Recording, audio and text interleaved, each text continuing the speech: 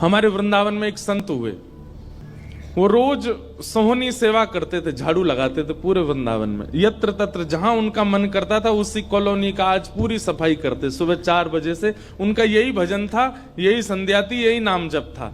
सोहनी लेते और लेकर के बुहारते पूरे मार्ग को, और हमारी आपकी तरह नहीं जोर जोर से, नहीं, धीमे धीमे। उनके मन में यह भाव था कि वृंदावन श्री प्रिया प्रियतम का ही स्वरूप है, इनके प्रति मैं रोष नहीं करूंगा, धीमे धीमे। और जब बुहारते थे तो अपने नेत्रों से ध्यान पूर्वक ब्रज की रज को देखते थे, कहीं कोई चिन्ह दिख जाए, कहीं किशोरी जी के चरण रज दिख जाए, कहीं ठाकुर जी के चरण दिख जाए। करते करते जब वर्षों बीत गए तो किशोरी जी के मन में भाव आया, हम नित्य रास के लिए वृंदावन में जाते हैं और पूरे वृंदावन को सुव्यवस्थित महात्मा करके रखते हैं, और इनकी एक ही अभिलाषा है कि हमारे चरण चिन्ह इनको दिख जाएं। तो एक दिन किशोरी जी ने उनको अपने चरण चिन्ह का दर्शन कराया। वो चरण चिन्ह देख करके उनके मन में विश्वास हो गया कि हे श्यामा जो चरण चिन्ह है इसका मतलब चरण भी है, और चरण है तो मतलब आप भी हो। जब चरण चिन्ह तक ले ही आई हो तो आप अपने दर्शन भी करा दो।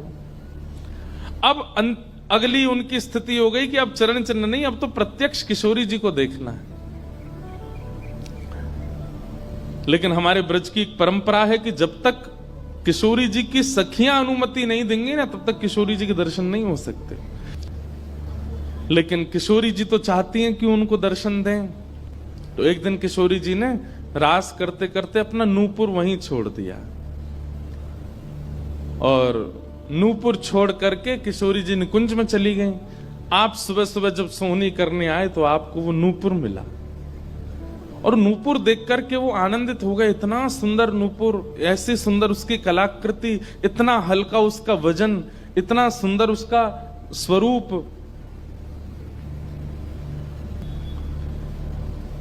आपके मन में भाव आया कि कोई बड़े घर की लाली होगी, उसका रह गया होगा, मैं रख लेता हूं, कभी कोई मिलेगा मांगने आएगा कि भाई हमारा नूपुर दो तो मैं दे दूंगा। आपने वो नूपुर अपने पास रख लिया।